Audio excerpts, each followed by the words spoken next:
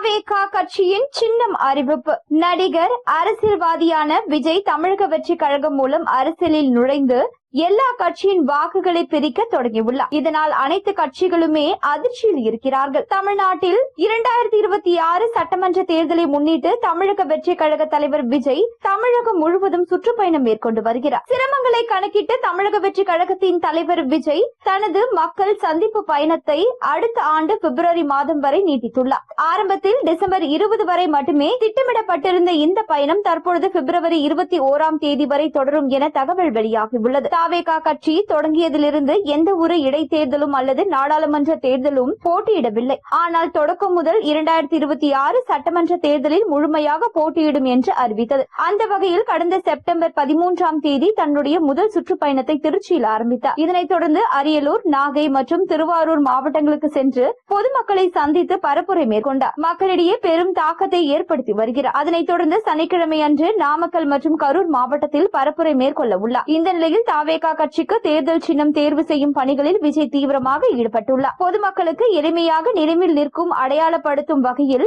மனதில் பதியும் சின்னத்தை தேர்வு செய்ய வேண்டும் என்பது விஜயின் நோக்கமாக உள்ளது. தற்பொழுது இந்திய தேர்தல் ஆணையம் சுமார் 190 சின்னங்களை புதியதாக தொடங்கும் கட்சிகள் தேர்வு செய்யும் வகையில் பட்டியலிட்டுள்ளது. தாவேகா இப்பொழுது பதிவு செய்யப்பட்ட புதிய கட்சி என்பதால் இவற்றிலிருந்து ஒரே ஒரு சின்னத்தை மட்டுமே தேர்வு செய்ய முடியும். ஒரு சின்னத்திலிருந்து பல கட்சிகள் விண்ணப்பித்தால் முதலில் விண்ணப்பித்தவர்களுக்கே முன்னுரிமை அளிக்கப்படும். விஜய் தனது கட்சிக்கு கல்வி சார்ந்த அல்லது பெண்களுக்கு முன்னுரிமை அளிக்கும் வகையில் சின்னம் இருக்க வேண்டும் என யோசித்து வருகிறாரா? கட்சியின் சின்னத்தை பிரம்மாண்டமாக அறிவிக்கும் வகையில் நிகழ்ச்சி நடத்தவும் திட்டமிட்டுள்ளாரா? இந்த சின்னத்தை குடும்பத்தினரும் கலந்து கொண்டு வெளியிட இருப்பதாக சொல்லப்படுகிறது. பல வதந்திகளுக்கு முற்றுப்புள்ளி வைக்க மனைவியும் இந்த விழாவில் கலந்து கொண்டு சின்னத்தை வெளியிட இருக்கிறாரா? தாவேகா சின்னம் மக்கள் மத்தியில் பெரும் வரவேற்பை பெற்று தேர்தலில் தாக்கத்தை ஏற்படுத்தும் என எதிர்பார்க்கப்படுகிறது.